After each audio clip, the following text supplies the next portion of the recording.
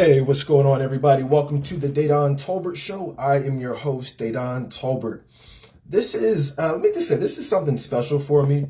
Over the years, you guys have seen this show kind of, evolve and take on different forms and lives and hosts and co-hosts and things like that. But we are here to, bring back something that, in my opinion, really helped define the Dedan Tolbert Show, which is Barbershop Talk.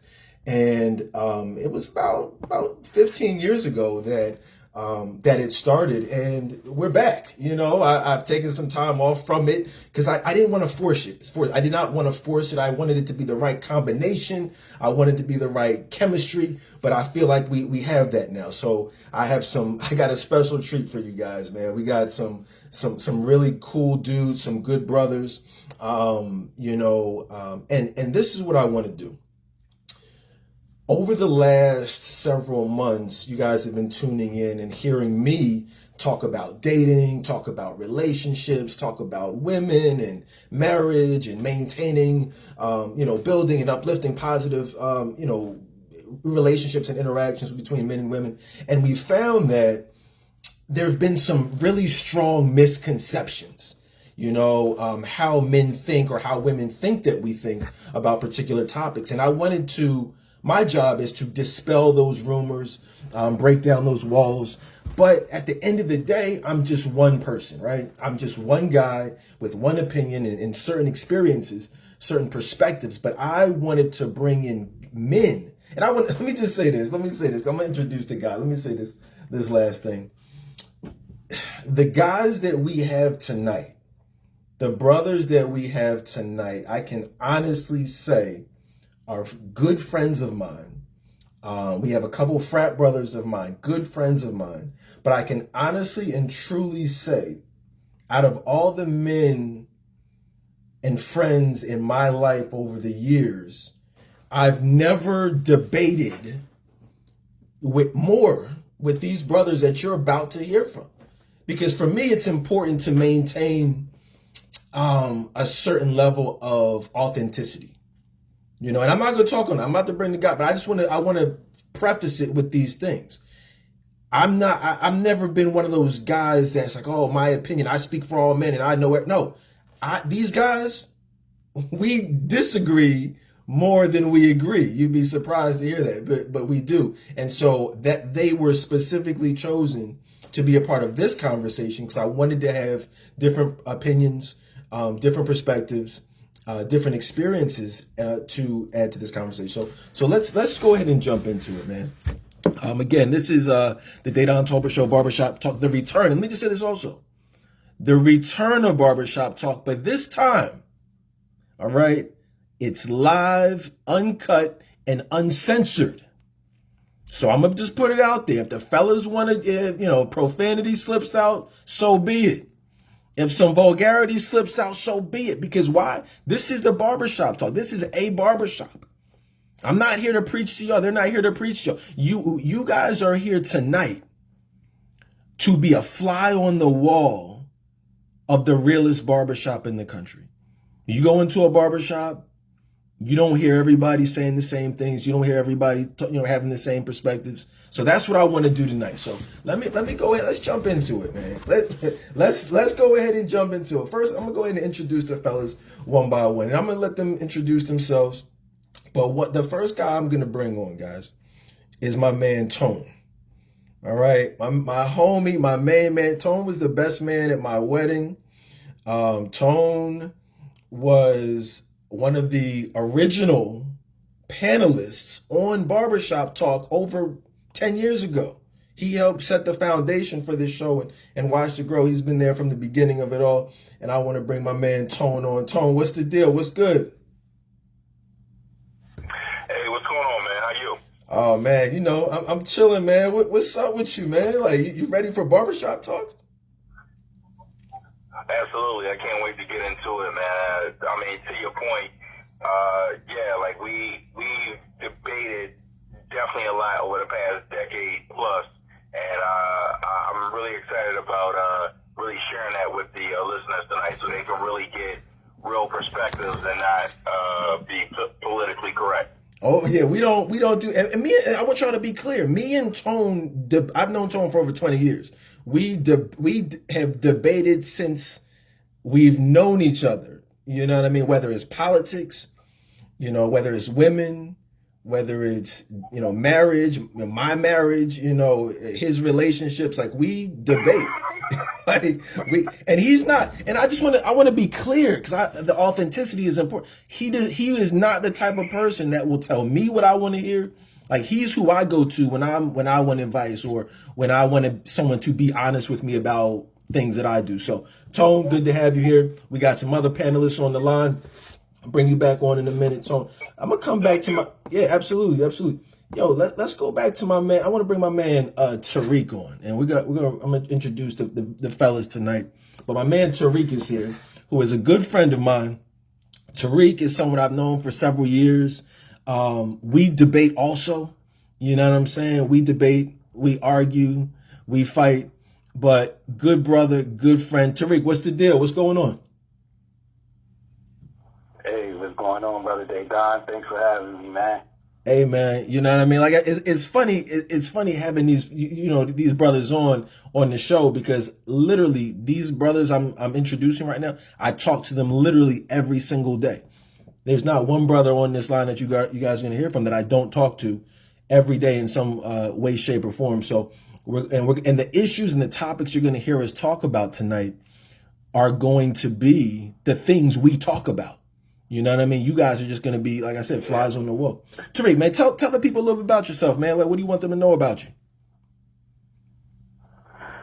Well, what I would start off by saying is that tonight, I think what the people will hear is the kind of stuff that you and I talk about in private. I mean, we get deep, so, men talk, so, I think they're in for a treat. Absolutely, man. That's what it is. Me personally, it ain't about me personally. I'm just another brother. That's it, man. I'm just here to contribute. But that's it, man. Let's get into it, man. Let me I'm gonna put you on hold on mute, and what I'm gonna do is bring the other two brothers on, and let me just say about these two brothers. These are two of my frat brothers. The last two you heard from. These are Sigma men. You know what I mean? You guys know I'm a member of Phi Beta Sigma. Two good friends of mine. One very instrumental in my life. E. Mitch is on the line, and Mike Sales. Oh, hey, I'm gonna bring my man Mike on. Mike, what's good, Mike? Mike, what's the deal? Hey, my brother, what's good? What's the deal, man? What's up with you? We fight, we argue, we debate, man. We agree on some things, we totally disagree on some things. But you ready to get it in tonight? Yes, sir, man. I've never met a person that I've agreed with so much, but clash with on the same side. We got some great debates, man. We got a polo group for those who don't know, like a polo group that we talk on the daily, man. And some of the conversations in there, man, get real deep. Yeah, and it's funny. I like the way you put that, man, because it's funny. We agree on so many things, but then we totally disagree on other things. So I'm excited to have you here tonight. Absolutely. Cool. Yes, sir, appreciate you. Yeah, definitely, man, definitely. So, like I said, and the last panelist tonight that I want to bring on is someone who I believe to be one of the most respected men that I know of. You know what I mean? And universally respected and liked by but pretty much everyone that I know of. Very influential in my life. My man E. Mitch is on the line. E. Mitch, what's the deal? Hey, Dedan, brother, man. Hey, them kind words, brother. I don't deserve them, man, but I appreciate it. Thank you for inviting me. Yeah, absolutely. And let me just say this, E. Mitch, good to have you here tonight. And I want to say, and I chose these brothers, I asked these brothers to join me here tonight very strategically, because just so you guys have a little bit of knowledge about who you're hearing from. E. Mitch is married. Mike is married. Tone is 100% single. Tariq is coming out of a marriage. He's transitioning out of marriage. He's separated. So, and I'm married. So we're all around the same age, but as you see, different relationship statuses. But let's without further ado, man, let's go ahead and jump into it, man. I got everybody on the line. The way I want to start it is this. Last week, and many of you tuned in, this is a 3-part special. Let me just set it up real quick. This is a 3-part special. The first one being how men feel about sex. I talked about nothing but sex and just how we think about it, the stages we go through, what we look for from different stages in our lives. The last week was part 2 on why men don't commit, specifically black men, what we look for, why we don't commit, why we do commit. And then tonight, I want to bring the fellas in to kind of just give their perspectives on those topics, on sex, on why we commit, why men cheat, all types of different things pertaining to dating and relationships. So I want to start it off like this, man. We'll go around the room with the first topic of, first of all, what do we look for in a wife? What qualities really stand out? What are we seeking? I mean, what's this whole thing about? A lot of times women think it's one thing we look for, and, other women think it's another thing. But, E. Mitch, man, jump right in on it. From your perspective, man, you've been married. What do you look for, and what did you look for in your wife? What were some things that were appealing to you? Well, that's a good question. I've been married for 20 years and been with my wife for about 24, 25 years. And what attracted me to her to actually say I do, it was the whole vibe and, seeing her as a person, like, okay, first and foremost, would she be good with children? Would she be good to me? Was she honest? Honesty was really the biggest attribute that I was looking for. And not to pat my wife on the back, but I don't know any female who is as honest as her. If someone was to give her $1 million and go away for 20 or 30 years and come back, she will have every cent that she was left with, because that's how much of an honest person she is. Now, that being said, we all have struggles in our relationships. Being married for 20 years, having multiple children, you can agree to disagree. And one thing I do not believe in is the whole thing of compatibility. And I have many reasons why I don't believe in it. But I don't want to take all the time up. Yeah, well, I appreciate that, E. Mitch. I mean, that's kind of what we were looking for, because I think a lot of times women, they focus on, the money, the education, but there's that honesty piece is not focused on enough. It's not, it's something that is lacking, and a lot of times on both ends, but if we can't trust you, ladies, we're not going to marry you, plain and simple. And so A-Tone, yeah, absolute thanks to you, Mitch, man. A-Tone, jump in on that, man. What as a single man, you know what I mean? And you don't have to focus on the honesty piece if you want to, but just touch on that for a second. But what do you look for, in a wife and a potential mate? Besides honesty, I would say someone who's a good friend, like that loyalty piece. I think that value is the most important, because I want somebody that I can count on, somebody that I can be 100% transparent, and there will be no judgment. Like they're saying that they're rocking with me no matter what, and I believe that comes from having that solid friendship within a relationship.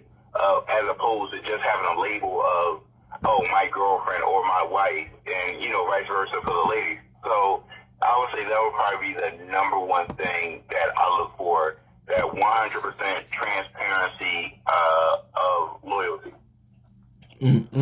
That is amazing. And I want to touch on that. But yeah, let's do this. Let's go around. Hey, Sales, man, what, from your perspective as a married man, what do you look for in a wife, and how do you feel about that honesty thing? Because that seems like something everyone is passionate about. Absolutely. Honestly, trust in a relationship and a marriage is number one. Once that trust is broken, it's, that's the hardest thing to get back. So you definitely want an honest woman. For me, the thing about that attracted me to my wife, everybody knows looks, first off. So once you move past the look, man, as I got to know my wife, the first 2 years we were together, she didn't step into a club. She didn't have no desire to be out in the street. She didn't have no desire to chase the club, the party life. She worked 3 jobs, came home. I knew at that moment she got to work at it. She showed me what she was about. You know what I mean? So that's really what I needed to see was a work ethic. I like that. Hard worker, honesty. Man, I mean, those things. Let me just jump in, and I want to hear from Tariq. But just to touch on my experience with that, the honesty piece of it, you know, and you guys have heard me talk about this for years, actually. But you know, my wife, when I met her, was basically a homebody. She didn't go out. She wasn't in the club. She wasn't, you know, having a whole bunch of male friends. And we'll talk more about the male friend side of it a little bit later. I want to talk specifically about male friends, but there wasn't that. And so that ability to look at her in a trustworthy manner was there from the beginning. And then we were able to just build on on that foundation, but the honesty, the trust, that wasn't an issue. There wasn't a whole bunch of, you know, exes floating around and all types of things like that. And I think, and women, just, if you're listening, you hear this is not rehearsed. We're not rehearsing it. We didn't talk before the show. This is just all what we believe in. But yeah, Tariq, man, so just what's your situation, man? Like, what did you look for in a wife? What do you seek out in a potential partner? Well, the other brothers, what they alluded to, I just want to, the word I'm looking for, I forget the word, I can't think of the word I'm looking for, but I agree with them, everything that they said. That being said, I look for a healthy individual. And what I mean by that is somebody who has healed from their childhood trauma, someone who has integrated their mind, their body, and their spirit, someone who has worked on themselves and they are aware and that they're operating on a higher level of consciousness, someone who has meshed their subconscious and their conscious together. So these people operate, this type of female is aware. She's aware of her shadows. She's aware of what she thinks and why she thinks the way she thinks, what she feels. Somebody who really has a sense of self and self-esteem. So all of those things, you know, constitute, to me, someone who is worthy, because I feel like if you're not at that level of consciousness, then you're basically reacting to everything. And, you know, I don't want to have to deal with a woman that reacts to everything, that reacts to, you know, because then that becomes an issue too. So right. That's what I'm looking for. Hey, Tariq, man, and that's a good point. I want to piggyback off that for a second. I want to go over to specifically Mike Sales and Tone, and then E. Mitch on this topic, because we're going to keep it real tonight. This ain't going to be no politically correct. We are going to get into it, and I really want to talk about the topics, the specific topics that we fight about. The brothers on this show tonight, we fight about and argue and debate about specifically about what we're about to talk about. Now, Tariq, you mentioned self-esteem. Now, when we talk about self-esteem, we look at, and the first thing that comes to mind a lot of times is women with their asses out, with their boobs out, dressing seductively, carrying themselves provocatively. And I want to, you know, in Sales, let's go to Mike Sales. Sales, you and I have discussed the term hoe. We've discussed the term slut. We've discussed the term talking about dressing too sexy. You know what I mean? Mike Sales, tell me about that. How do you feel about that term hoe? Because I know that's a term you kind of feel a little differently about. So I'll say what I've said to you numerous times on the polo, Mitch, etc. You know, if I was to meet a woman and she had a past, and you guys to label her as a hoe, I would not hold that in any form or fashion. And the reason I say that is because I know I come with a past. I know I come with a past. I know I come with luggage. I'm not perfect. I had my whole days. Let's be honest. You know what I'm saying?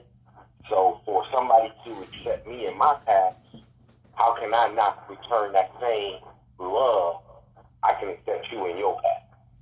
So the term hoe, I think, is used to, keep our women down, if that makes sense. Granted, like I said, we all got passes, we've all made mistakes, man. Who am I to judge, and who am I to hold that against you? Right. And the one thing from that, my man said, come to the table together and already have your stuff together, man. I came to the table broken. My wife came to the table broken. Like I said, she had a past, some issues. I've had a past, some issues, but having that somebody that's willing to accept you for who you are and you accept them for who you are, man, that's what makes a beautiful marriage to me. I got you. No, I feel you. And I want to say this too, because this is funny to me. This is really funny. I've thought this was funny for months and months and months, really ever since I've known you, Mike, that you and my man Tone have never met, have never spoken, but I've told both of you, y'all, I wanted y'all to meet because your views are so, and Tone is laughing. That's Tone laughing right now. Tone, go ahead and say what you want to say about what you just heard from Mike.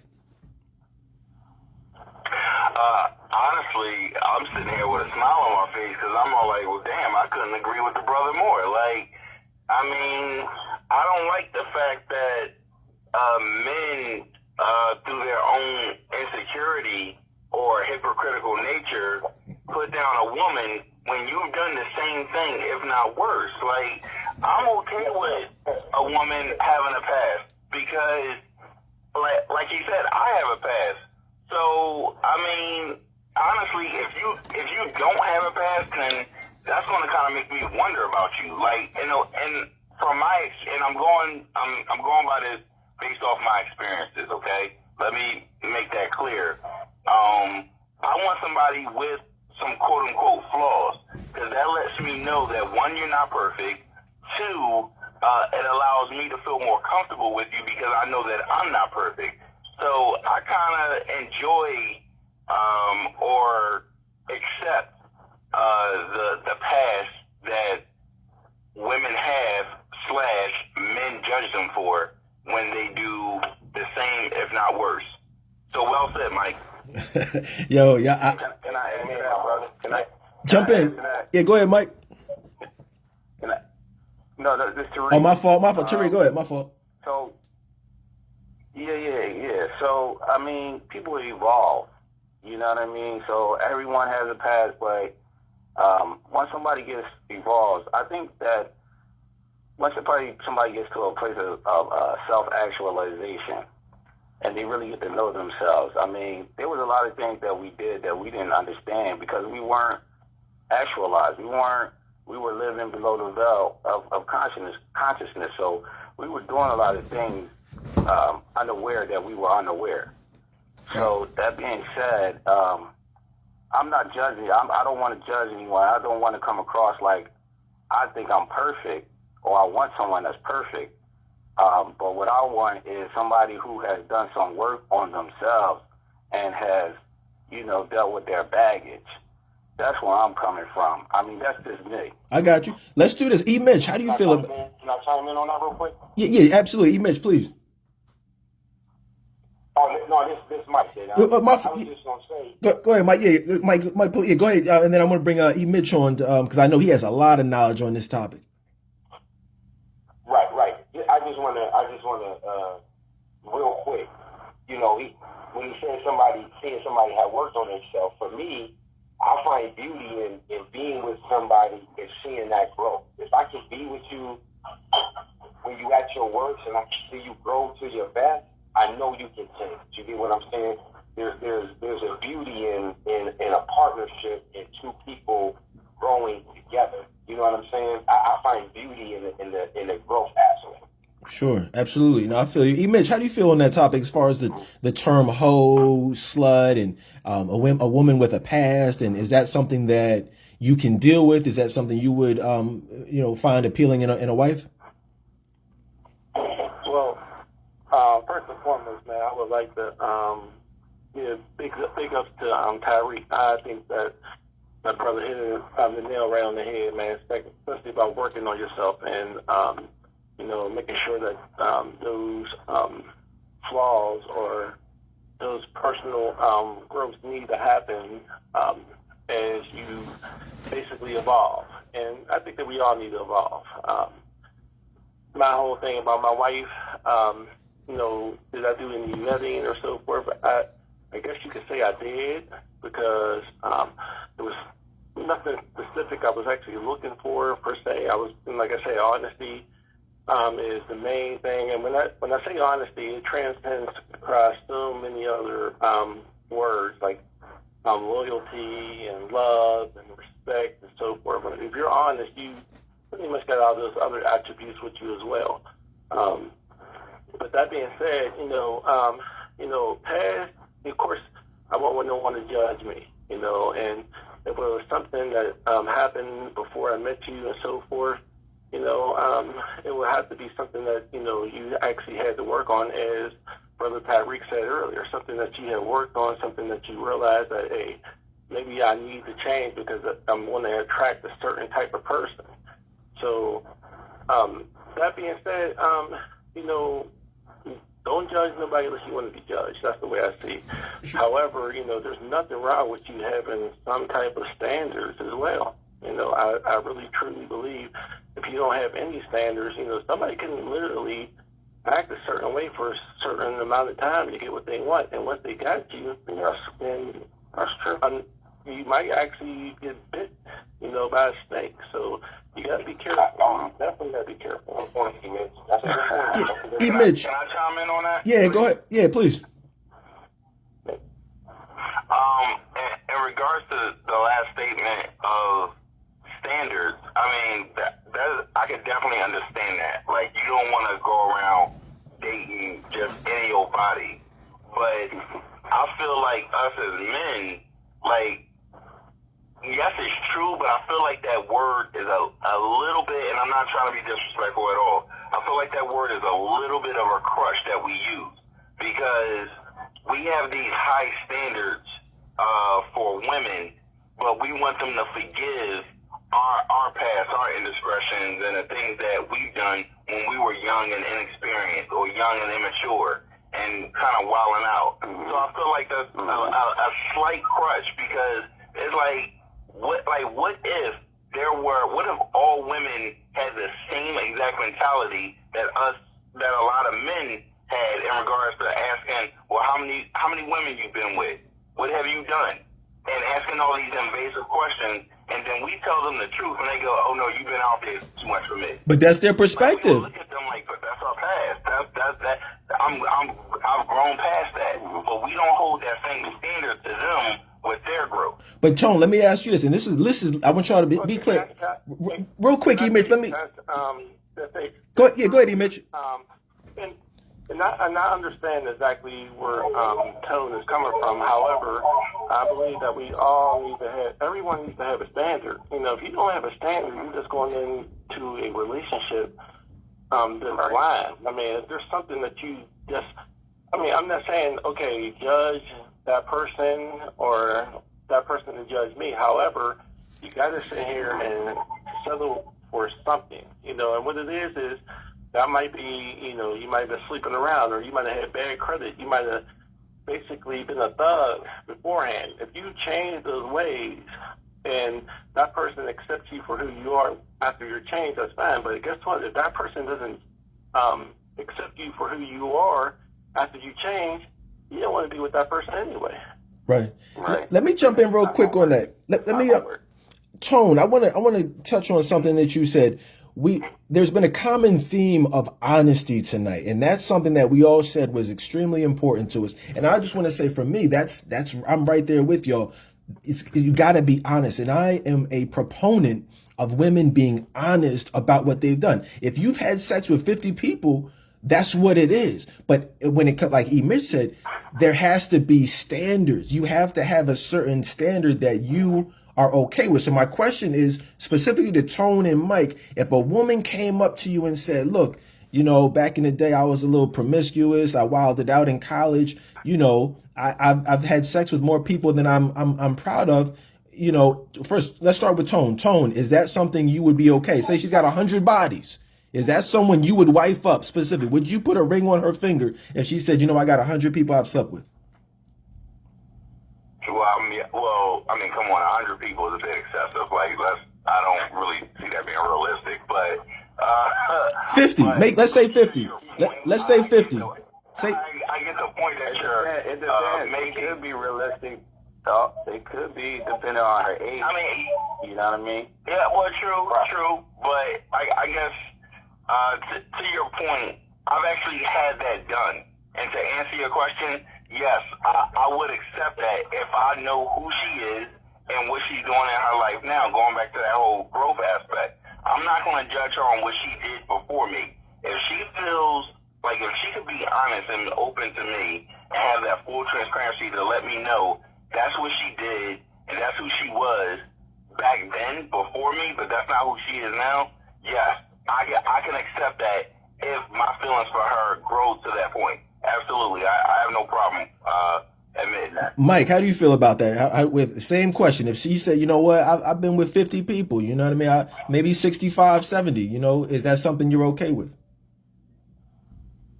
Yeah, and if she checks all the other boxes and she brings, the other things that I look for in a woman to the table, absolutely. This is my thought, and this is not only be honest about your past, but be honest about what you want. Obviously, you like sex, and there's nothing wrong with a woman liking sex. We like sex. I want a woman who likes sex. I want to have Amen. my woman. You know what I'm saying? So I know you. I'm seeing that backfire. Absolutely. It's some women that you meet that you're like, well, damn, I just can't please you. You want it too much and shit, But that's something that I like. I like sex. So obviously you like sex. So we have something in common. You know what I mean? I got you. Can I repeat? Hold on, Tariq. Hold on, Tariq. I want you to add, but I'm going to ask you the same question. I'm going to ask you, Mitch, because I want to be specific in the question. If she came to you, a prospective mate, someone you were thinking about dating, she said, you know what?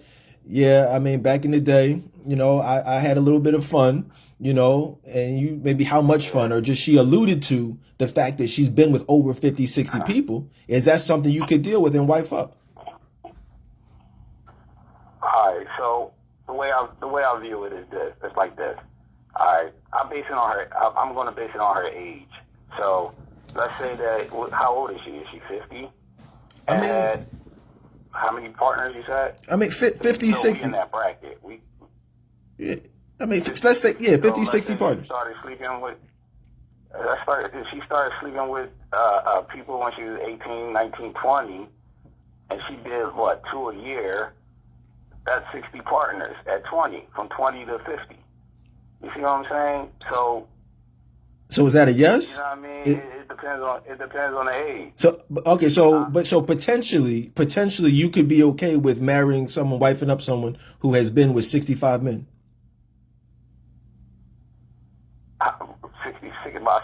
60 people. Yeah. But then at the same time, potentially, but all this being said, I feel like a lot of stuff that comes is from her childhood.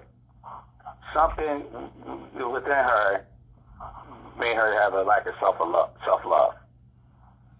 I think that is she coming to me with a lack of self-love? Has she been healed from whatever issues she had in her childhood? She could have been codependent. She could have been looking for love all her life. Right. You know what I mean? Because her parents didn't give it to her. Let me stop you right there, Tariq. Let me stop you. Let's put a pin right there. With the unhealthy person. Go ahead. I got you. I just want to stop you right there for a second because I want to go to Mike and then Tone and then to E. Mitch. So, because I'm just playing devil's advocate. I believe they're going to disagree with that statement because Mike, I'm not to put words in your mouth, but you tell me if I'm wrong. You're thinking that just because she likes to have sex doesn't mean she doesn't love herself. Am I right? Correct. Absolutely. And Tone, you feel the same exact way. Am I right? You are, sir. See, y'all see, hold on, let me just do a pause real quick. Y'all are listening. And I like that, and I disagree with them. And I disagree with them on this real quick. just because they had a lot of sexual partners doesn't mean that they like sex either. That just means that they thought that they had to do that. That's true. That's true. That person to be with that man. Let me say this too, Tariq. Yeah, no, that's a good point. You guys are all making good points, and I'm just kind of listening, man, because these are all conversations that we've all had individually, and it's just a great thing to have y'all here tonight. Let me just do a quick pause. You guys are listening right now to the Dedan Tolbert Show, the original urban podcast. This is the return of Barbershop Talk live and uncensored. After 10 years, maybe even 10 years to the day, I got something that came up in my memories that this was like the 10-year anniversary for Barbershop Talk. And it's just coincidental that we're coming back now after 10 years to do this. So I just want to thank these brothers for being here. Thank you guys for listening at home. Again, if you guys are listening for the first time, all archive shows are available on iTunes, iHeartRadio, and at DedanTolbertShow.com, where we are celebrating over 1 million downloads. Just want to thank everyone who's been around for since the beginning. So let's do this. So Mitch, I want to ask you that before we move on to another topic, I've got to ask you the same question. So if a woman said to you, and honesty is huge for you, if she said, hey, look, I've been with 50, 60 people, is that someone that you would consider taking seriously and ultimately wifing up? I would say no. And I know I'm the only brother that said no. So far, it's not even a maybe. And the reason why is because I'm a very spiritual person. And one thing that I do believe in is, when you have sex with a woman, you are taking part of their spirit. They're giving part of their spirit off to you. If you're 60 people, it doesn't matter what age you are, it could be twice a year, as the last brother said. However, what it comes down to is I believe that person has a lot of work to do that is not compatible with me, and that's my standard. My standard is, okay, well, if she's like this, how is she going to be when I have a daughter, for instance? Is she going to tell my daughter that this is acceptable? Is this something that, she might display later on in the marriage? If we are married for 5 years, and I believe, like, once you're married, you really truly don't understand or know a person until 7 years down the road, whether you're with them or you take them out. 7 years down the road, whether she says, okay, well, I'm bored, or I need something more exciting, or, what, I want to sit here and dibble and dabble into some type of homosexuality or so.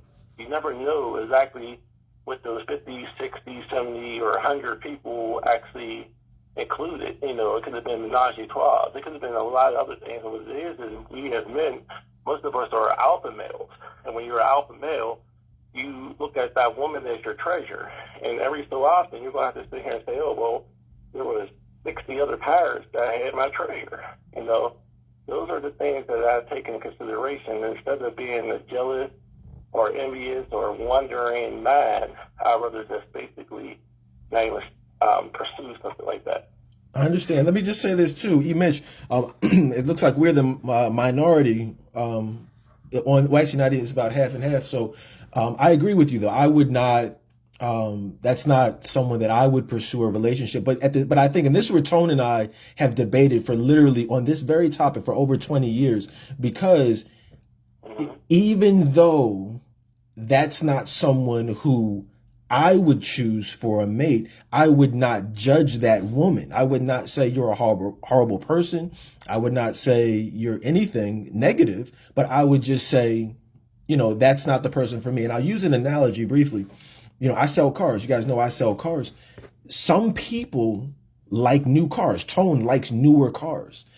I don't mind driving a very nice car that has some miles on it. We are different in that way. The same exact car I would buy with high miles, he would not buy with if it didn't have low miles. And I think that's just how you have to find that person who's okay with your mileage, so to speak. And everyone doesn't have to have everyone doesn't have to have the same standards. Tone has and that's a good segue for the next topics. I want to jump right into it. Right. Yeah, absolutely. So Tone, go ahead. Sure. Before you jump back in, man, and you're absolutely right. what it comes down to is once you start getting into like these high numbers, these numbers are what they are, numbers. You know, you really don't.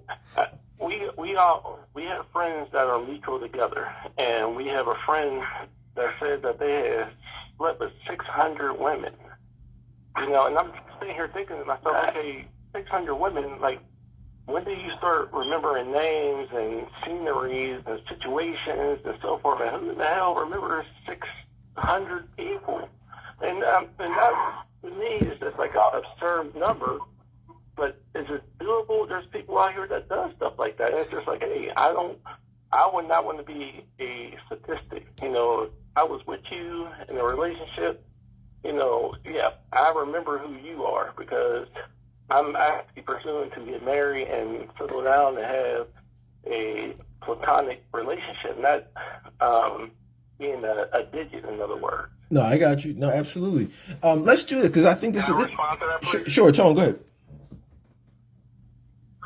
Well, my rebuttal to that is, I mean, I guess, have you always felt like you wanted to find a wife, like when you were like 18, 21, 24 years old, or were you like out there having fun as well? Because, and the reason why I asked that question is because I understand that you may not want a woman who has these high numbers, and you may have more of a spiritual a journey that you want to pursue.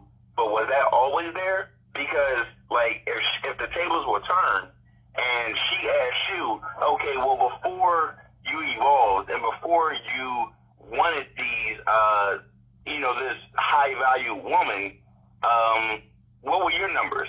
What did you do before you came to that realization? And can you be fully transparent with that woman? And you will want her to accept that past, even though you are who you are now. So that goes back to my original point that I made about 20 minutes ago when I said, yes, we want a woman to be our treasure, and we want this, and we want that. But at the same time, we want to go out there and have our fun when we're young men, and we just want the women to accept that. So it can't be both ways. Like you can't have it both ways. Like I believe in fairness. That's the reason why I have the belief that I have towards women. If she has a past, okay, cool. I have a past, and then we could be fully transparent together. And also, one last point, when you said in regards to how is she going to treat your daughter, my response to that is, I think a person who has done something and learned from it is a better teacher than a person who don't know anything about it. Case in point, just to come off the sex thing, just to touch, just as an analogy, I grew up, of course, with both parents in the house, right? My father was a drug and alcoholic user, okay? He got clean when I was 10 years old. Now, I'm in my late 30s, and Dedan can vouch for this. Literally, if you add up all the liquor that I've consumed in my 37 years of life, it probably totals to a half a cup. I don't even like it. Matter of fact, every year at the top of the year, I take a small sip of a different kind of liquor to remind me how much I hate drinking. And that's drinking, smoking, or any kind of drug. You know why? Because my father did it, and I saw what it did to him, and how much it would disappoint him if I followed in his footsteps to be better than him. So I bring that point to say the point of, if you have a woman who's promiscuous and know what it's like to be out there, she could be a great teacher to her daughter to go, listen, I live this, and this is what happened to me, and I don't want you to follow these steps. Okay. Hey, Tone, man, good points, man. Hey, Mitch, please, you can respond since he was addressing your comments. Okay, yeah. So, I mean, to his point, I mean, I understand that, there are those who learn and basically evolve, but there's also those who don't learn and continue the cycle. I'll tell you this. You asked me, is this something a standard I have always had? Yes, because like you, I was raised in a household with my mother and my father. My father was a very humble man and basically had a stand and so forth, because my dad was out there working the corners and being, slinging ding-a-ling all the way. Yeah, he could have done it. But instead, he decided to basically stay at home and teach us the moral standards in which me and my siblings all hold. Now, that being said, I learned from my father. You learn from not drinking because your father was an alcoholic. I learned to basically be a faithful and spiritual man by my father. So you can grab whatever you choose to and learn from it. I'll tell you this, my father didn't really have a big time job or so forth like that. So what it is me and my siblings, we work like runaways. In other words, we work all the time and so forth. So what I say to you, Tone, is you grab onto what you feel is important, and basically sometimes you learn from your mistakes and other people's mistakes. That being said, that person, you never, like I said, it's like rolling the dice, man. You can sit here and say, okay, well, she changed. The only person that knows who changed is that person themselves, because the people can sit here and fool all the way up to the moment they say, I got you. So that's the only thing, that's my standard. And then what it comes down to is, I truly believe once you basically gave yourself away to a man or a man to a woman, you give a part of your spirit away, man. And, it shows. Gotcha. No, I appreciate you guys. And it's a good point. Mike Sales, did you want to piggyback on that, or you good? No, I'm good. I know you're ready to move on to the next. I think my man Tone, I couldn't agree more with him. He touched on everything I would have said. Yeah, and it's. I want to just move on and Tariq, I want to start with you on this one, man. Because it's actually the same topic, but it's like a piggyback and progression to the next topic of the physicality. We're talking about past and actual partners, but when we talk about what we look for, because we're talking about, if you guys are just joining us tonight, why men don't commit, specifically why black men are not committing like they used to. And you look online and you see, you have things like Instagram and Snapchat and all these trends and challenges like busted challenge, right? Silhouette challenges and things like that. So how do you, what do you guys look for physically in a woman? Is there such a thing as being too sexy, or where does that line get crossed from sexiness or from classiness to sexiness to sluttiness? Tariq, let's start with you, man. Like, what do you look for physically in a woman? And we're gonna be honest tonight. We're gonna keep it not that you know, but just be keep it 100. Like, what do you look for? Like, yeah, I will because I do want to keep it. I do want to keep it 100. And this is I have to go back for a second because my situation. With the whole body count thing, right? Mm-hmm. We talk about this, right? Right. So I have experienced that. I have had experience with a woman with a high body count. And that being said, I just want to reiterate what the other guy said, that can cause a problem later on in the relationship, because that person just because you marry that person, they still may have those tendencies. So sometimes those tendencies follow that person. And, even with what they said about the bodies connected with the people that they slept with, the spirits, all of that affects the person. It affects their psyche. It affects their spirit. It affects their mind. And you get a person that is really messed up. So I just wanted to just finish that conversation and say I probably, now knowing from experience, I probably wouldn't do that in the future. I would go a different route. I would look for somebody with less, bodies. Got you. Now, as far as physical attraction, what I look for, I think I like a nice butt. Come on, we're gonna be honest. You like a fat ass. You like a fat ass, right? I mean, this barbershop talk. We not. I mean, Barbershop, right? You like a fat ass, all right? Me too. All right. So what else you like? Okay, you like big butts. All right. I like that above everything. But that's the most important thing to me. All right. So here's the thing. So yeah. Let's do this. I want to go to Tone and I want to go to Mike because this is something that we, specifically me and Tone, go back and forth about. He gets on me, I get on him. We have literally the 100% opposite type in women. Just so you guys know me, I prefer, and this is my preference, petite, long hair, real long hair. You know what I mean? Authentic long hair, not weaves, not wigs. A nice ass, curves, not skinny, but petite. There's a difference between skinny and petite. I like petite women, similar to, and I'm just going to put the visual out there for y'all. With a bubble. Absolutely. With a bubble. And the breasts don't need to be huge, but a good Tone knows. Hold on, Tone, what's my ideal breast size? I would say like a B cup, like a small B cup, or let me use your own words, a handful for your hand size. Right. Well, yeah, I would say a 34C would actually be my ideal. So just to give a visual, I like 34C, petite, under 5'5", between 5 feet and 5'5", 5'6", somewhere around there. But petite women.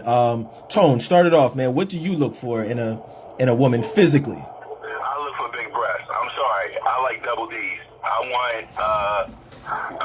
want full pillows hanging from her underneath her chin. Like, I like very big breasts. This is probably where I'm a little weird. I guess for the stereotypical black guy. Like, I tell Dedan all the time, like, if you got two women, right? And they both are equally beautiful, right? And you got one with like double or triple D's with a small butt, and you got another one that's like an A or a B cup with a fat ass, I'm choosing the girl with the double or triple D's. Gotcha. Okay, Mike, what do you look for physically? I mean, man, to say I got a type is hard. I've been with my wife. We've been together almost 18 years, so I just like. For me, it's the face, man. You got a pretty face, man. You can bring me in. You know what I'm saying? Right. I'm definitely a looks person. I don't want to sound shallow, but like, it's something about a woman who don't gotta put no makeup on her face. Ain't gotta put a drop of makeup on her face and looks beautiful. You know what I'm saying? Skin flawless. You know what I'm saying? Maybe have a little bit of lip gloss or something just to make the lips pop, but ain't gotta wear a drop of makeup. They're the ones for me, bro. That's it for me too, man. Yo, the face, and this is where Tone and I debate a lot of times. Now I want to go to E. Mitch and see what he looks for, but Tone and I go back and forth about the term dime. For me, a woman, just like Mike said, you cannot be a dime without a 100% beautiful face. You know what I'm saying? Period. You can't. But Tone, you can correct me if I'm wrong, Tone. I don't know, Dedan. I don't know, man. There's some bodies out there that you be like, yeah, but they're not dime. I can't. That's what I'm talking about. No, but see, See, I can't give them that dime status without the face. Tone, you can give a dime status if her face is like an 8 or 9. Am I right? Yes, correct. Like, absolutely. Yeah. Oh, yeah. They can't be unattractive, but if they don't have the absolute perfect face, or if they're just like cute, but they got a bad body, I'm going, yo, that's a dime. I'm trying to think of a good example. Who? Serena Williams. There you go. That's she is Stop it. She ain't exactly the I most agree with you. beautiful I agree woman, with you, but her body is. Y'all tripping. She a beast. Come on, I gotta say this. I gotta make an executive decision. Serena Williams is not a dime, but E. Mitch, you know what I mean? Let me just. She's not a dime. Wow. E. Mitch, how do you feel? What do you look for physically? You know what? I've been listening, man, and my brother who say, yeah, the bigger the better. I'm 6'8", man, and I got a big hand, so I'm always looking forward to. You know, and I to be honest with you, as black women, I think the black woman is just the best woman ever. From the hair being short or long. I mean, it doesn't matter. And it got to be confident, man. You got to have like that sex appeal. Your words, your ways of life. It's hard to say what I'm looking for because what it is like I said, I need to hear you and see where you're at in your head. Where's your head at? I really don't like the real petite, small girls or anything. I'm 6'8", so I'm not gonna look for anybody who's small. But hey, if she's carrying herself sexy and she can vibe and so forth, then I'm all for it. And I do believe that there's dimes who might not be the best looking ones. I think Erica Badu is a dime. She is beautiful and confident and sexy in so many different ways. And then there's Jasmine Sullivan. Look at Jill Scott. You can look at so many different people. Not that she was done because we don't know many women. Aside Mike and Dedan. Tone and Tyreek, they probably ran across a couple women like, hey, you know what, she's actually sexy, and I think that sometimes that dime word is thrown out like, oh, well, you got to have a cute face. You can have a cute face and be built like a crackhead. Doesn't make you a dime. Right, now that's true. So, Mitch, let me ask you this. So, based on that definition of a dime, where do you draw that line as far as too sexy? Like, what is slutty to you, or is that a thing? Can a woman dress like a hoe? Or what would a woman dress like that would make you say, you know what, that's not sexy to me? Yeah, I mean, like, I look at it like that video WAP, between Cardi B and the other girl. I can't think of her. Megan Thee Stallion. Megan. Yeah, the Stallion. Okay, now how as beautiful both of them women are and everything like that, I'm like, I would actually pass, man, because I'm like, okay, well, I got so many other men looking at you, and I know that they're trying to sell albums and so forth and everything like that. That's their hustle. Each his own. But to sit here and say that could be my wife, again, it goes to the standards. How do I feel? How would I sit here and take her home to mama? In other words, I was like, okay, I want to take you home to mama. Right. And I was like, oh, well, she was shaking her ass on TV and everything. Like, is there somebody like, oh, well, yeah, mom, you might be right. So, again, I think that there's certain aspects that, especially in this, sex sales, Biggie, dealing with Lil Kim, Lil Kim was a great rapper, but guess what? Biggie said, hey, you know what, though? And started selling sex, and she sold more albums because she was selling her sex appeal, even though she had the lyrics to go, so, that's just my standard, man. I don't know. Something, there's nothing wrong with looking, but I don't want that type of attention, in other words. Right. Now, I got you. Hey, Tone, piggyback on this, because let me just say this, too, because Tone and I, we've gone to strip clubs. We've done, a lot of things in the past, as far as seeing a lot of different types of women. So, Tone, when it comes to, who you would choose as a mate, because remember, we're talking about why men commit. Is there a certain standard that you have that says that's too sexy for me, or that's a little too revealing from my taste?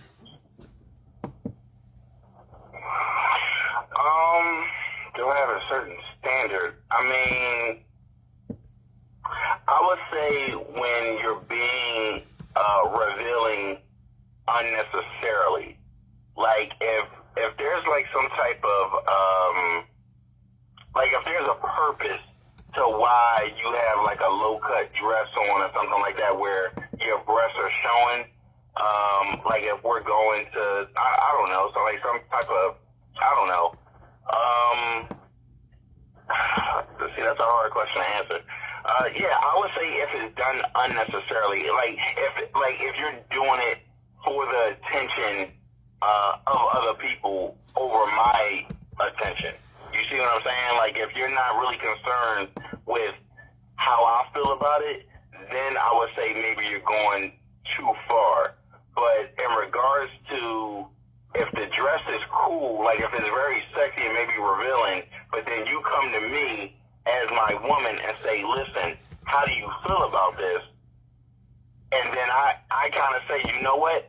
I'm okay with that for tonight. That's going to turn me on because the fact that you respect me as your man to go, can I wear this? So I think that's more of my standard. But that's the security within me. I just can't have you doing things or dressing a certain way with no disregard to how I feel about it. So I would say that would be my baseline. That's why I say I wouldn't judge because you care about how I feel about a certain situation. Right. So Mike, how would you feel about that? Like, is there a standard that you have as far as dress? No, and I'm gonna bring, and this is how I'm gonna bring it all together for you. When you talk about why I submit and why me not submitting, and I'm gonna use my wife for an example and why I committed. I have a wife who doesn't have to wear any tracks in her hair. She doesn't have to put a bunch of makeup on. How she looks when she goes to sleep is how she looks when she wakes up. So when you talk about a dime, my wife has hustle to her. She goes to work just like I do. She grinds just like I do. So when you talk about a dime, it's the whole process that goes into it. It's not just about look. But Mitch said a word that means everything in it, and that's confident.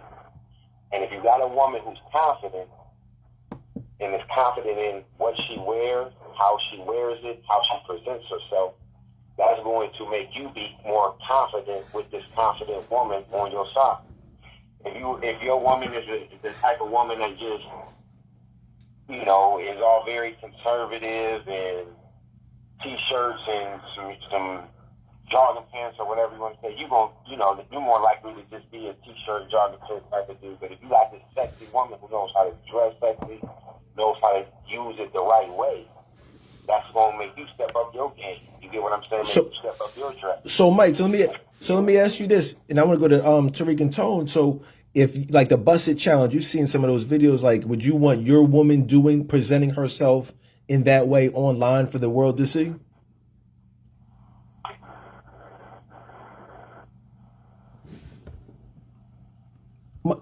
Did we lose you, Mike? We might. I'm here. Okay, yeah, Mike, yeah, to you, yeah. Answer that one. Like, the busted challenge, is that something you would want your particular woman doing? Man, I don't care. I don't care. That don't bother me. No, I mean. Got you. Okay. What is it? You know what I mean? Okay, Tone. What about you, man? Like, is that something you would want your dropping it? Hey, boy, you putting him on the spot. Yeah, yo, man, we keeping it real now. No, man. What about you, Tone? Well, see, that's the thing. That goes back to what I just said. Like the busted challenge, would I want her to put her stuff on display for the world like that? No. But because that's online and it's like, so many thousands or even potential millions of people that can see that because her intent is to get attention from other men or other girls to applaud her. That's not doing intent for me. Now, would I want her to do a busted challenge for me in our home? You damn right. But, I mean, so it's like, that's why I said it's all about the intent. I don't mind a woman expressing, I guess my point is to sum it up. I don't mind a woman expressing strong sexuality.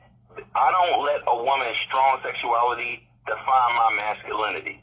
And I think that's the problem with a lot of men. They let a woman's strong sexuality define their masculinity. Because if another man is looking at that woman, at his woman, then he feels less like a man. And it's like, well, if you were single or if you're married and you just happen to be out with the boys and you see a woman doing that, you're going to look. So I don't think you should allow a woman's strong sexuality to define how you feel as a man. She should, as a strong woman, she should also respect you as a man. So that's why I go back to what I said with, yes, the bucket challenge, would I want her doing that online? No. But if she does a bucket challenge for me personally, you damn right. Absolutely. So then I know I got to put in some work to make sure I do something for her. I like that politically correct way of stating that. You know what I mean? But Mitch. So I mean, you've seen some of these we're in the group. We call it the booty meat. Women dancing provocatively and showing off their assets. Is that something that you would tolerate or be acceptable for your woman doing on social media or just dressing in a particular way? No. I don't even know how they even. I'm not even going to see her. Just no. Just no. Now I got you, Tariq. What about you, man? Yeah, we in our 40s years now. Got you, Tariq. Yeah. What about you, man? Is that something you'd be cool with? Would you wife up someone who, if you went to their Facebook page and saw, like, hey guys, I just did this busted challenge and silhouette challenge, but would you still take her out and wine her and dine her? No, and I think the very first question that you asked, this kind of ties in with that question. What am I looking for in a woman? So what I'm looking for in a woman is a godly woman, a spiritual woman, somebody who honors God first. That being said, I don't see, me personally, I don't think a Christ-like woman would put themselves on display in that manner. And I think that her dress would exemplify her spirit. Now, I'm not saying she can't dress in what I would consider sexy, but there are limits. And, I wouldn't have to tell her what those limits are. I think that just her conduct and her love for God would basically would move her in a direction that, she should dress in. I got you. She would, to honor God. No, that makes sense. That's Can I ask a question? Sure, go ahead, Tom. Yeah, yes, sir. Can I ask a question regarding that statement, please? Good. Yes, sir. So, Go ahead. all right, and my question is, let's say you found like this, or like Serena Williams, or somebody that you admire that's a celebrity. Let's say they have that spirituality and they have that love for God, but yet they do a swimsuit cover, or they do like a sexy dress cover on a magazine. Does that equate to them not loving God, or does that diminish their spirituality because they're still revealing themselves? Hold on, Tariq, before you answer that, Mike, you love that question, right, Mike? Yes, thank you, Dedan, thank you. I already know.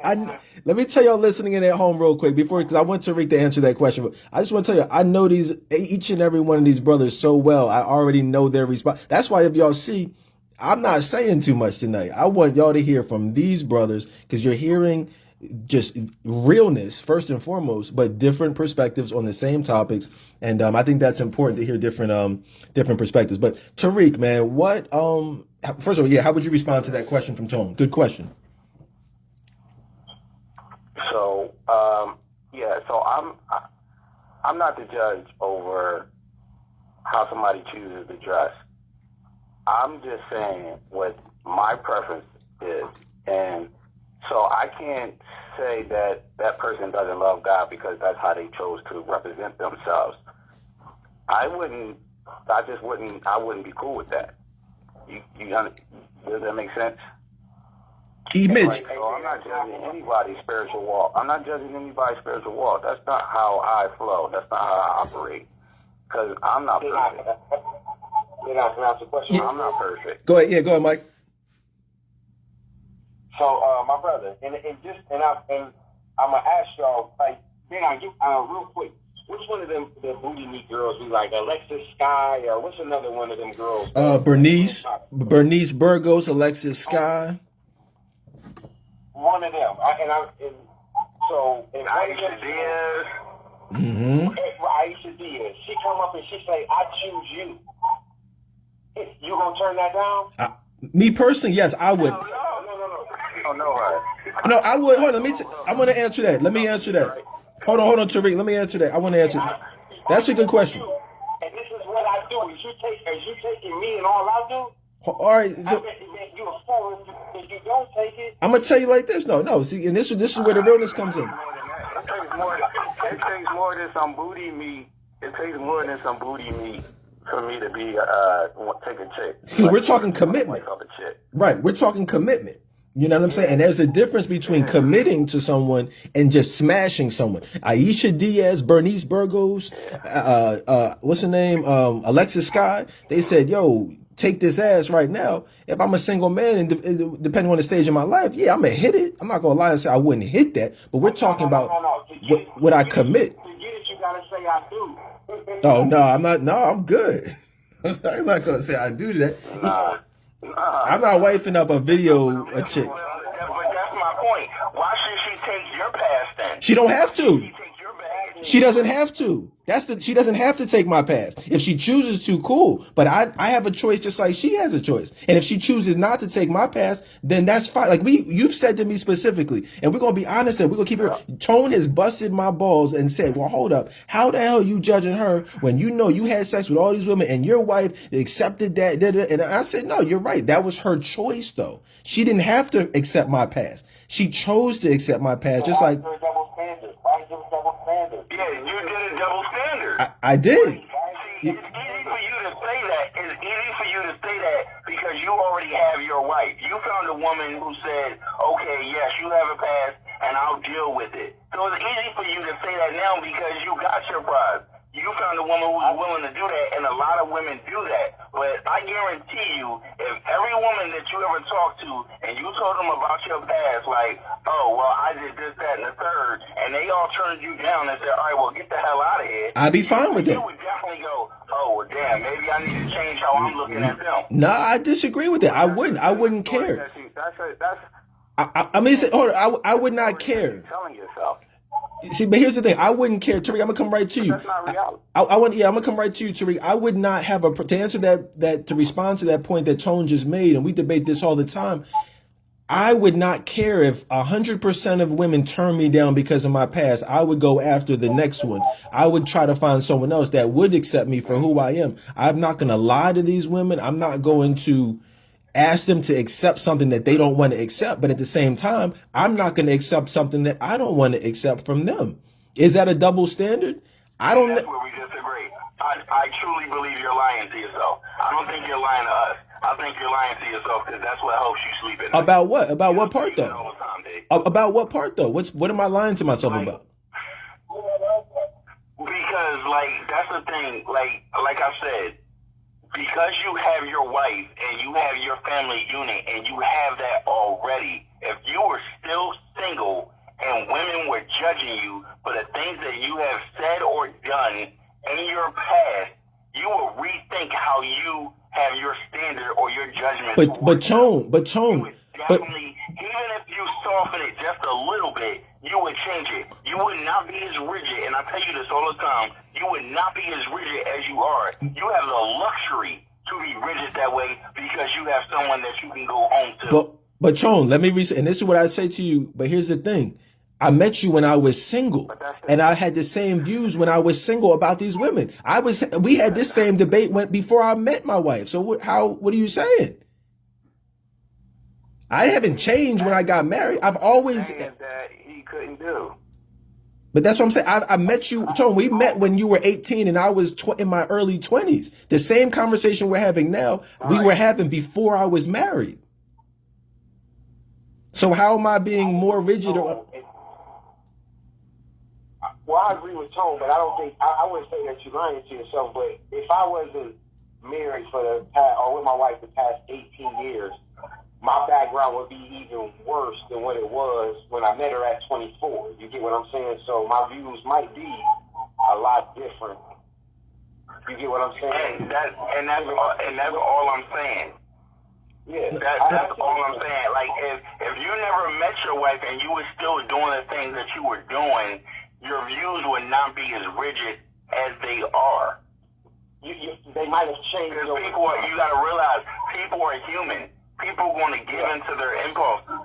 People are going to want to have fun. It don't matter whether it's male or female. People are going to do what they want to do. So to judge somebody for doing what they want to do at a particular time in their life, I feel is wrong. I don't want nobody judging me for the things that I've done. But judging someone and choosing... Just accept it, and I'm going to accept you. Right. And then we're going to get past this together and grow together. But here's the thing, Why do judging... I have to have a standard? Now, let me just say, I think that there's a difference between judging someone and bashing someone, and then also in choosing not to marry that person. You don't have to judge them. You just might not choose to date them or not choose to marry them. But your view is the exact reason why a lot of women don't tell you the truth. Why a lot of women don't, I mean, not you, why a lot of, they don't tell a lot of men the truth. They're not fully transparent. Now because they know that we have this view of women. Now that's 100% true. That's 100% true. That my view, what I just said and what Mitch is saying. And I value that transparency. I got you. Even if it's bad. Like, again, going back to a reference of my father. My father always told me, listen, you better not lie to me. I don't give a damn what you do. You better not lie to me. Because if you did something wrong, I'd rather you tell me the truth. We're going to get through it. And then, yes, I will curse your ass out so you won't do it again. But we're going to get through it and you won't know I'm there with you. But if you lie to me, then I'm going to just leave you hanging. That's how I feel about these women. Don't lie to me. I got you. Let me ask you this.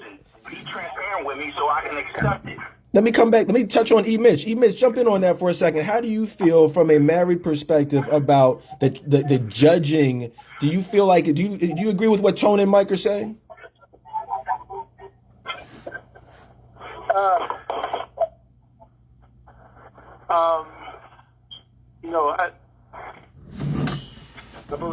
Of course, I already said about honesty, man, and I believe that honesty is the key to pretty much anything that you can overcome. I know that you asked about the silhouette and shaking your tail and all that other good stuff, and my whole thing about it is, do we all have past? And like I said, the past doesn't necessarily have to be the sexual past. It could be so many other things. It's about what you're willing to deal with, and if you're willing to deal with something, then, you just know. I do agree we shouldn't judge. However, you got to have your own standard, because if you don't have your own standard, then, you're just how can you lead if you don't have a standard? Okay, this is what I'm not supposed to do. And I tell you this, as being a spiritual person, we have the fruits of the Spirit, which teaches us so many different attributes, but one of the main ones is self-control. And the reason why I say that is because the only thing that separates us from the animals is self-control. If you cannot go out there and have some self-control, then what makes you different than an animal walking down the street? Because they're basically off of instinct. And you got to understand, us being males and them being females, we are on this earth for many different reasons, but one of the reasons is procreation. You're going to find that person sexy. You're going to find a woman sexy. You're going to find, that appeal in a woman walking on the street. Yeah. Does that mean that you go over there and you just start having sex with her? No. You got to have self-control to realize, okay, that is wrong. I can't do that. And what it is being a youngster all the way up to adulthood, you got to train your conscience to have that self-control. And that's the problem that we have as people, is that, the media, the television has portrayed women into, as hoes, okay, this is acceptable. Back in the days when I was growing up, a rated R movie was like Purple Rain. Purple Rain now is like PG on TV. Mm-hmm. Where did the censors actually change to actually help us to think that this is okay? No, it's not okay. That's why you got to sit here and train your own self, whether it's through your spirit or through your just conduct, that some things ain't right. Like, you can go out there and smoke, 2 packs of cigarettes, and the government says that's okay. But should you? You can get lung cancer or anything. You got to have some type of self-control, if that makes any sense. Sure. Let's do this. I want to transition because I don't want to run out of time before touching on at least the first couple comments. And I just want to say I love the fact that you brothers are here. I love the fact that you guys are listening at home. We're just trying to be honest tonight. As you see, these are all conversations we have every single day. It's just you guys are like that fly on the wall to listen.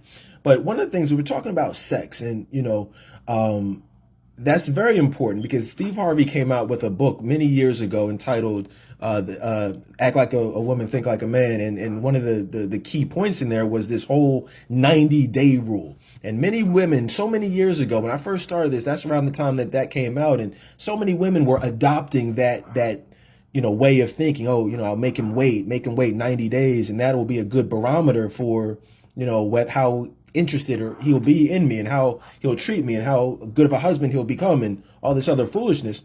But fast forward 15 years later, women are now seeing the effects of that.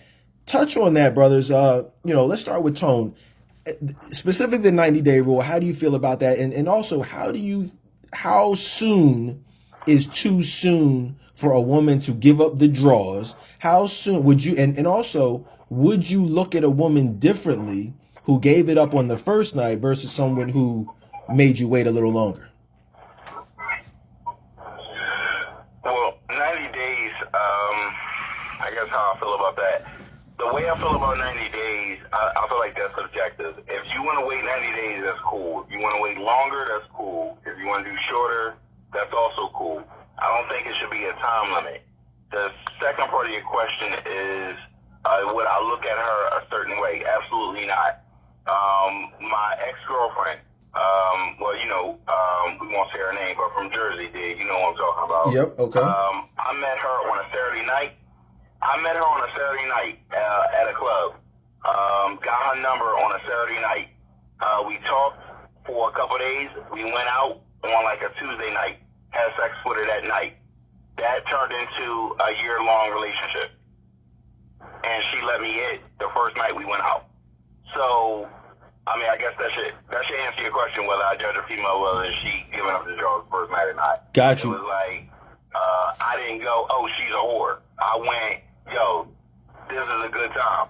Also, I like her. So let's see what happens after this. I got you. Mike, how do you feel about that? What's the same question to you?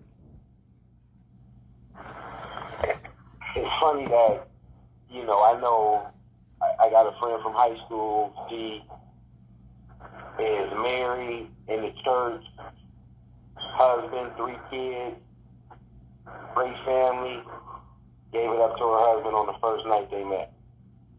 Met my wife, I think maybe somewhere between 60 and 90 days, somewhere around there. We married and, 18 years in. So it's all about a vibe. It's all about a connection, man. If the energy is right, the vibe is right, and the right 2 people align, anything can happen. You know what I mean? Got you. Okay. Tariq, what about you, man? If you're feeling somebody, you're dating her, you're talking to her, you take her out, and, y'all go back to the crib and she lets you smash on the first night, and bust it wide open on the first night. Is that someone you would wife up, or would you look at her a little funny afterwards? What would you do? Well, yeah, I'm going to come across probably as holier than thou right now, but I'm down with wait until marriage rule. So what if she get let me this is in my tone voice. I'm gonna say, so basically you're saying if a woman lets you hit and you have sex with that woman, you participate in that sex just like she participated, you're gonna turn around and judge her as not being that good to wife, even though you yourself had sex with her. Tone, how'd I do? Is that sound about right? Yeah, that was actually pretty good. I'm actually impressed. That was pretty good. Right. So Tariq, that's I think I'm being misconstrued. No, what I'm trying to say is I'm trying to find somebody and I don't want to hit. I want to find the right person that I'm going to marry, and I would prefer not to have sex before marriage. Hey, Dedan, this is the brother you said likes to buy the new cars, correct? Tone likes the new cars, right? Okay. I know about you, Tone, too. I know about you, Tone, but no. Oh, you talking about me? No. I'm not Tone. You don't like to take your cars for a test drive before you buy them? I mean, I'm just going off of. And having taken for a test then, you don't want to know nothing. Yeah, that's where I'm coming from. You ain't even got to take it that expensive. You can take it with clothes shopping. Like when you go buy some shoes or something, you don't try those shoes on to see if they fit good, or do you just go, oh, that's my size and that's what I need? Right. You don't know if you have. All right. Let him answer. Go ahead. Let him answer. Go ahead, Tariq. All right. So, trust me, I've heard all of this. I've heard it all. So, I mean, everybody coming from their own. When we talk in this whole conversation, we already know from jump that we all coming from our own perspective, and that's why Dedan put us in all together. I understand. Some might believe differently than I do, but that's my desire. That's my goal, and I have done it. And married that person. That said, it didn't work out, but it didn't work. It didn't work out not because of that, but it's because of other reasons. Now I got you. Let me see if I can let me see if I can piggyback off you. And I get where Tariq is coming from. I think that Tariq is coming from a more spiritual perspective, and where he's saying that look, he's not perfect, and he has had premarital sex, and he's not even saying that he might not necessarily 100% never do it again. He's just saying that his preference, his goal, his intent would be to wait until marriage. Now, if something derails that plan, then it is what it is. But ideally, he would prefer to meet a wife that was not having sex prior to marriage. Does that sound about right, Tariq? Yeah, that sounds right. I got you. Mitch, weigh in on that. So how do you feel? I mean, you've obviously been married for a while, but the 90-day rule, how do you feel about women who give it up versus not giving it up early? Well, I agree with the brother about the wait till marriage. That is definitely just a commandment and so forth. That's the reason why we get married. However, that's not how it happened in my relationship. Me and my wife, we got married after 5 years. When we sexually intimate beforehand, yeah. We actually had our oldest son maybe 6 or 7 months before we even got married. So, with that being said, I'll tell you this. My grandmother and grandfather literally got married 3 days after they met each other. And they were together for over 50 years, before they both died. So, could that work? Did it happen? Yes. Is it hard? It doesn't matter how long you knew the woman. The Bible says there's going to be tribulation in your marriage. That's the actual thing. Right. However, it's just like, hey, if you're feeling the vibe, and one thing you have to realize is a lot of people, today basically use divorce as a get free card. I have did counseling with couples and beforehand, and my words got blunt with them and said, work that shit out. And you tell somebody work that out, it's hard sometimes. Marriage is probably the hardest thing that you will probably actually ever go through if you've been married before. However, you gotta learn how to work that shit out. Now, infidelity, if it happens, that's the only way that technically in God's eyes you can get a divorce, is if you basically went out there and cheated on your spouse. However, people are getting divorced because the person didn't change their socks every day, or I just don't like him anymore, or I don't like her. Let's get a divorce. I mean, and it's just like, okay, it doesn't make any sense, Right. However, for all those that are still in that marriage, there are those who are succeeding. Do they have their problems? Yes. I will sit here and be lying to you fellas if I tell you that, me and my wife don't see eye to eye all the time. However, we have certain standards that we are willing never to lose for each other, you know, and that's that love, respect, and honor. I mean, it has to be there. I appreciate that. These perspectives. Sure. And because I agree with it when he was saying it all, but you know, I agree with it when he was saying all but one point, and that's the infidelity piece. You know, for me, I'm married. If my wife was to step out and cheat on me, I'm not gonna leave her. My vow said, for better or for worse. The worst thing that you can possibly think of is your woman cheat on. And if I said I'm gonna love you for better or for worse, I gotta try to love you through that. You get what I'm saying? Could you do that? Could you still trust her? Whoever asked, could you do that? Yes, and yes. Okay. And I disagree. Mitch, could you still trust if your wife cheated, or would you stay? Would you stay, and could you trust? I will be gone. I'll be out, and the reason why I'll be out is because I knew myself, and if anyone basically denies it, then you have to look in that mirror. You know, men are territorial to some type of degree. You know, it takes a lot for a man to actually get on one knee and commit to one woman saying, I do. You know, there's a lot of women out here, or men, you know, they outnumber us 10 to 1.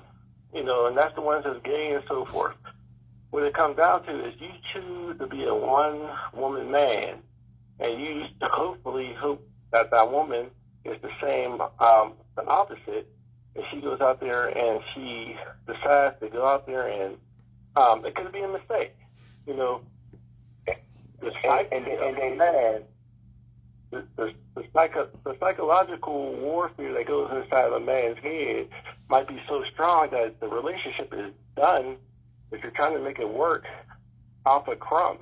Mm-hmm. What it comes down to is when you start thinking, you know, okay, she goes to the store. How do we know she's really at the store? You know, what if she actually got caught in traffic? Oh, she must be outside with some other dude. These things are mentally disturbing inside your head. And it's best to basically leave than basically go through all those turmoils. Now, if you feel like you can make it work, then so be it. You know, but it's not really. I mean, I deal with personalities on a daily basis, and when it comes down to is, if a man says that they won't have some facts in the back of their head that the woman is cheating on them, they're lying to themselves. I'm sorry. Let's do this. So I want to go around because that's not even a topic I was going to talk about. It's a great topic, and I'm glad we touched on it. So Tone, same question. If the woman that you married or were committed to, you found out that she did cheat on you, is that something you could forgive? Would you stay, and would you continue to trust her after that?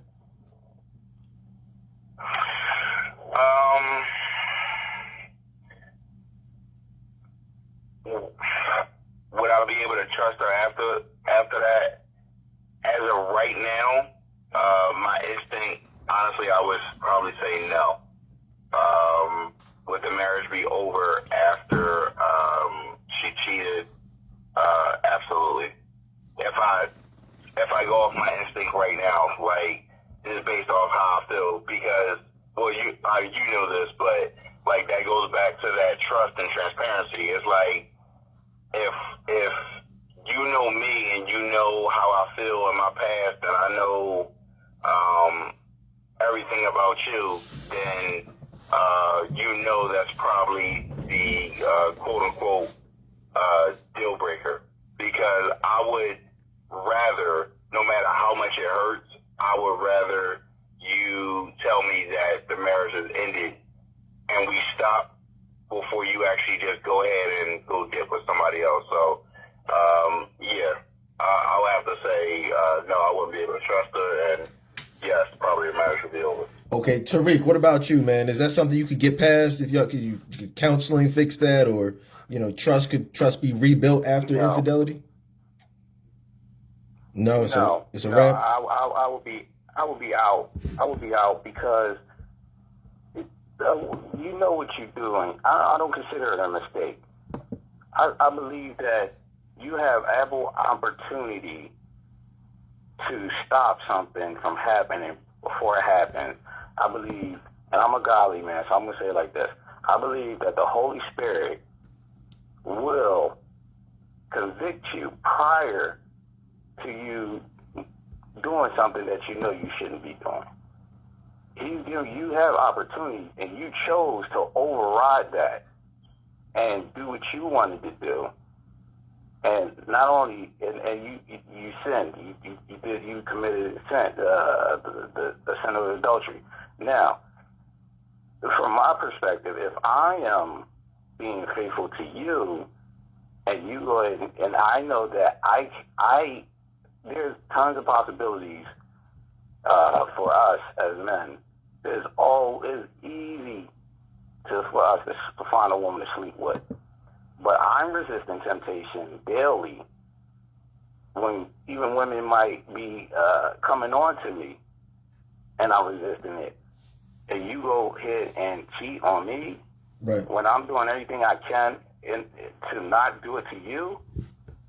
No, I can't stay with you then, because you violated, you disrespected me so much that I would never, I guess I could forgive you, but not be. You can stay. Let me jump to Mike real quick, because I want to just pick your brain a little bit, because Mike, as you heard, E. Mitch and pretty much everybody else was saying that they would not stay. You said you would stay because of the vows you took.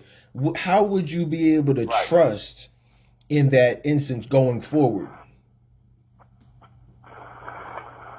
Well, it's all about the person. So you obviously would establish some different guidelines, some different terms, and you would work on it. You can seek professional help. There's things you can do to just say, because you did this, I'm going to leave. You can seek counseling, figure out the why. You know what I'm saying? If you can get to the why and fix the problem of why this happened, maybe y'all can move forward and find what was really ordained and what God really had in place for you, if you can get through this one hurdle. You say that God brought y'all together. You take these vows and say, God brought us together for whatever reason. So whatever hurdle he put in your way, it's obviously for a reason. He's not going to put nothing on your plate that you can't handle. So the fact that you just tuck tail and run at the first time, to me, that's kind of like getting up on the vow. What worse is, when you say for better or for worse, what's worse than your woman cheating on you? If you ain't even willing to take that challenge on one, I think them vows don't really mean the same, because you ain't willing to at least deal with the worst. Right. At least one time. Let's do this. We got about 15 minutes left, guys, and I want to touch on one last topic pertaining to that. And there's a good segue into it, is the topic of male friends. And we're talking specifically tonight about why men aren't committing like they used to, why we commit, why we don't commit. And what I've seen is an abundance of just women surrounding themselves, single women surrounding themselves with male friends, these quote unquote platonic friendships. Oh, that's just my brother. But in reality, a lot of times they are men who we know want to sleep with you. They are men who have slept with you. They are men who are plotting on you. But you will not reveal these things to us, ladies, all the time. You will let us believe that these are, in actuality, platonic friendships. So talk to us. Let's go around. And it's like I said, last topic for the night, but this will definitely not be the last barbershop talk with this panel. It's a great panel, great discussion. But specifically on male friends, Tone, how do you meet someone that you like, you're getting to know her, but she just is one of these social butterflies and has got all these male friends. Is that something that you're cool with? Would you move forward with that? If the friends was in her life before I entered it, then I feel like you gotta respect it. Because I've been in that situation in reverse, where I've had female friends and who I was talking to felt some type of way because they was like, well, who are these friends? I'm like, well, these are friends that I've known since I was a teenager or since my early 20s. Like, I got a decade or two of friendship with them. Like, I know their mother, they know my mom, like, things like that. So if they're in her life already when you entered it, I feel like you should accept it. That, at least I would accept that. But new friends, I will probably have a problem with, like, because I would want to respect that on her end. I wouldn't bring new females into my life after her, but I feel like she should accept my female friend, and I should accept her male friend. Now here's the question. Trust piece coming in. Okay, here's the question. I want to go around the room, but just Tone, let me just ask you a follow-up question to that. So let's just say this quote unquote male friend is a best friend who just, they happen to have had sex at some point prior to you. Is that still someone you would be okay being around and have her being around without you? I know for me specifically, I would definitely give it a shot. And the only reason why is one of my good friends now, who I've known for 12 years, I've had sex with. And now, mind you, me and her have not had sex in years. She's now currently married.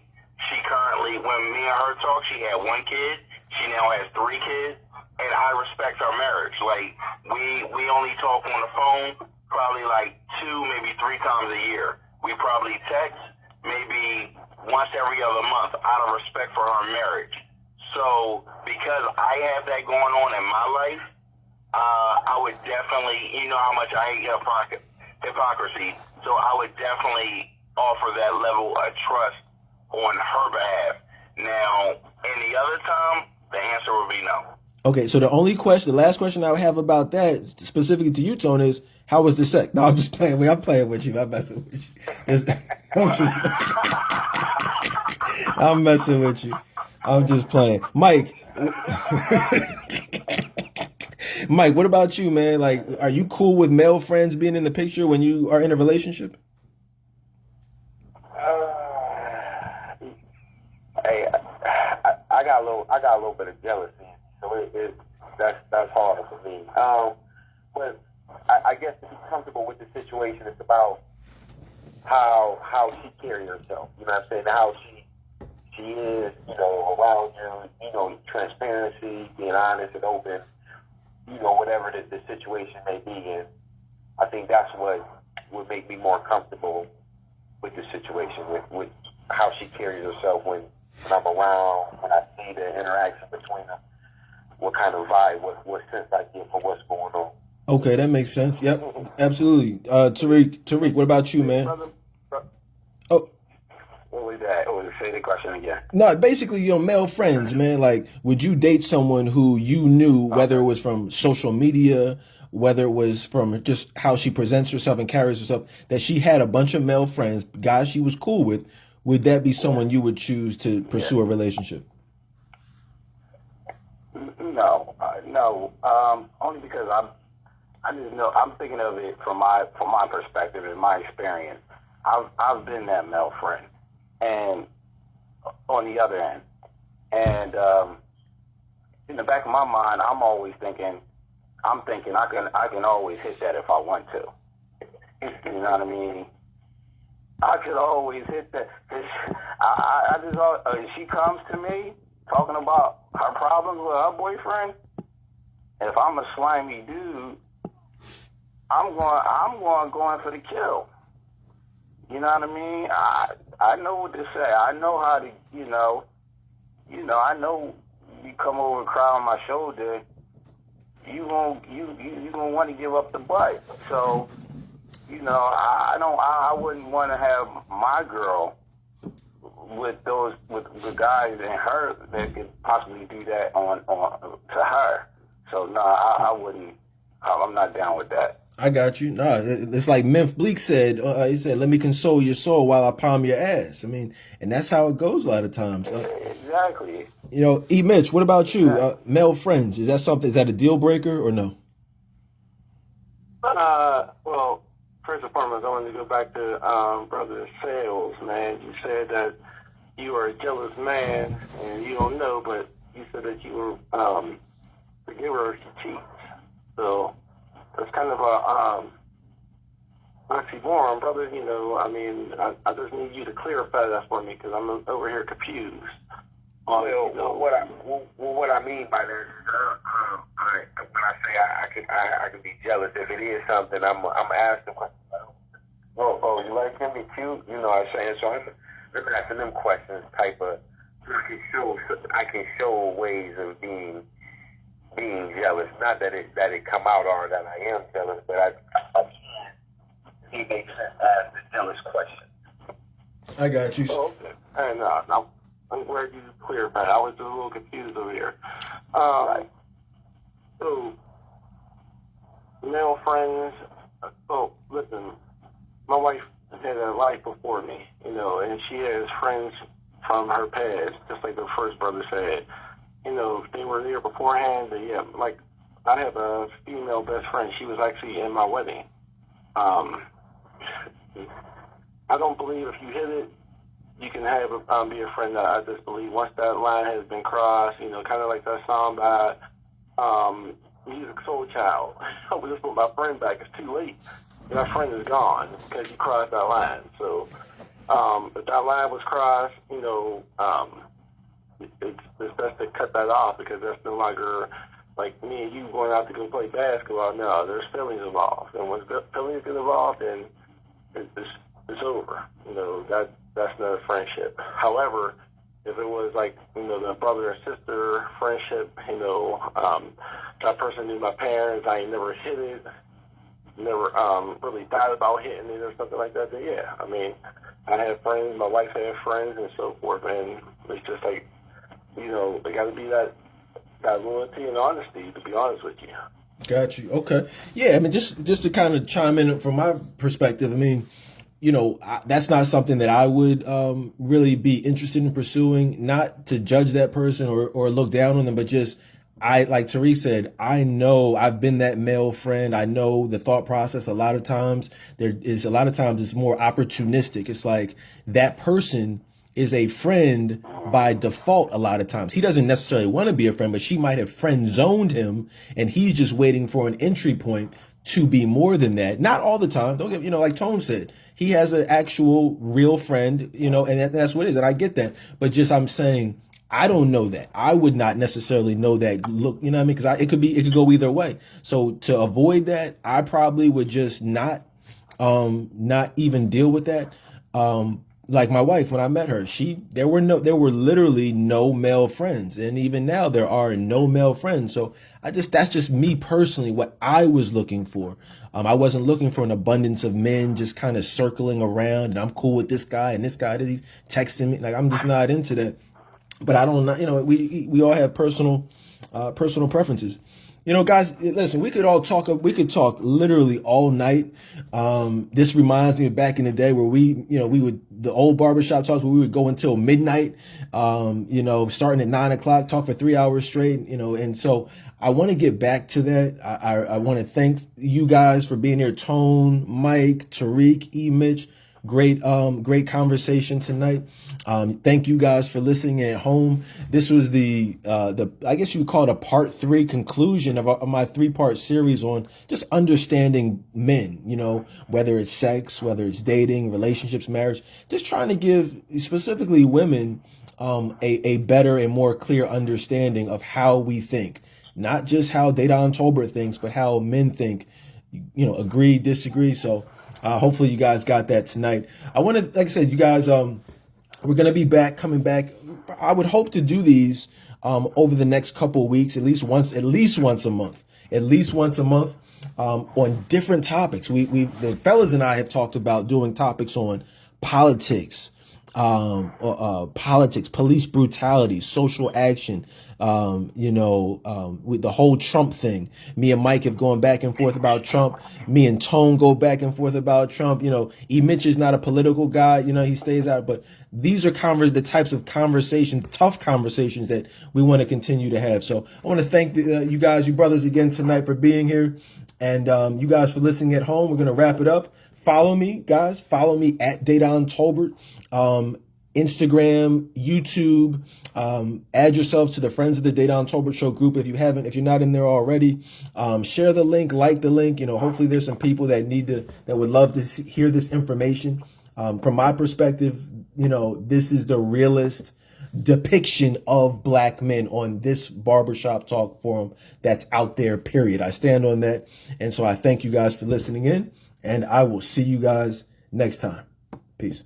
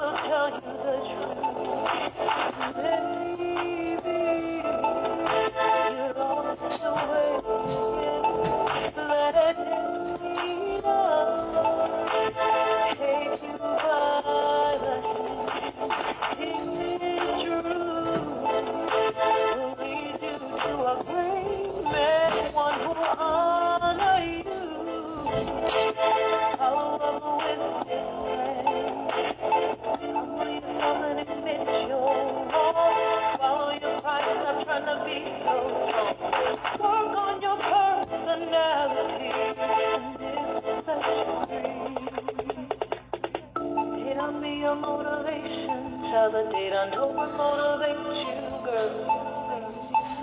Dedan be a motivation. Tell the Dedan don't come and rock your world. Dedan be a motivation. Tell the Dedan don't motivate you, girl. Dedan be a motivation. Tell the Dedan don't come and change your world. You don't ever have to settle for less. You don't have to be a fool. Call them up, let the tears fall down. Tell them how you feel. Little girl, don't be lost anymore. This brother has a master plan. Lean on his wisdom if you feel. I guarantee it will help you stand. Baby, you lost your way again. Let it take you by the hand. It's true. Will lead you to a great man, one who will honor you. Follow with his plan. Humble yourself and admit you're wrong. Follow your pride, stop trying to be so strong. Work on your personality, and this will set you free. Ladies, you lost your way again. Let him take you by your hand. It's true. Will lead you to a great man, one who will honor you. Follow with his plan. Humble yourself and admit you're wrong. Swallow your pride, stop trying to be so strong. Work on your personality, and this will set you free. The Dedan be your motivation. Child, the Dedan don't motivate you, girl.